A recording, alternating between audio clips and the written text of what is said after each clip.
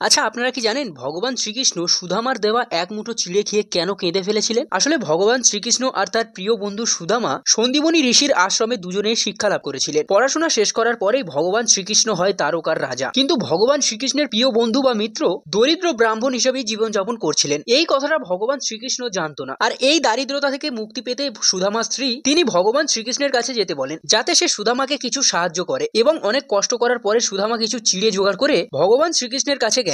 রাজপ্রাসাদে ভগবান শ্রীকৃষ্ণ সুদামাকে দেখতে পেয়ে প্রচন্ড খুশি, তাকে গলা জড়িয়ে ধরে তাকে রাজপ্রাসাদের ভিতরে নিয়ে যায়। সুদামাকে ভগবান শ্রীকৃষ্ণ তার পা ধুয়ে দেয় এবং তাকে খুব যত্ন আর্তি করে। তারপরে সুদামা এবং ভগবান শ্রীকৃষ্ণ সেই চিড়ে খেতে থাকে। অনেকদিন পরে বন্ধুর দেখা পেয়ে আর ছোটবেলার সেই খাবার পেয়ে ভগবান শ্রীকৃষ্ণ সেই খুশিতে কেঁদে ফেলেছিলেন। দুজনে আনন্দ করতে করতে সুদামা এদিকে ভুলে গেছে যে তার দারিদ্র্যর কথা ভগবান শ্রীকৃষ্ণকে বলতে হবে। ওনার বন্ধু এই কথা ভুলে গেলেও কিন্তু ভগবান শ্রীকৃষ্ণ যে পুরো জগৎকে চালায় সে কিন্তু ঠিক বুঝতে পেরেছিল যে আমার বন্ধু কোনো না কোনো সমস্যার মধ্যে পড়েছে। তার বন্ধুর মনের কথা কিন্তু ভগবান শ্রীকৃষ্ণ ঠিক বুঝতে পেরেছিলেন। তারপরে সুদামা ফিরে এসে দেখে যে তার ঘর অট্টালিকার মতো হয়ে গেছে, ঘরে ধন সম্পদ ভরে গেছে এবং তার আর কোনো দারিদ্রতার অভাব হবে না। আচ্ছা, আপনাদের সবার কাছে একটা প্রশ্ন, ভগবান শ্রীকৃষ্ণ ও তার প্রিয় বন্ধু সুদামার এত সুন্দর বন্ধুত্ব আপনাদের কেমন লাগে অবশ্যই কমেন্টে বলবেন। আপনার প্রিয় বন্ধুর নাম কি এটা বলতে ভুলবেন না। আর হ্যাঁ, জয় শ্রী হরি বা জয় শ্রী কৃষ্ণা লিখতে একদমই ভুলবেন না।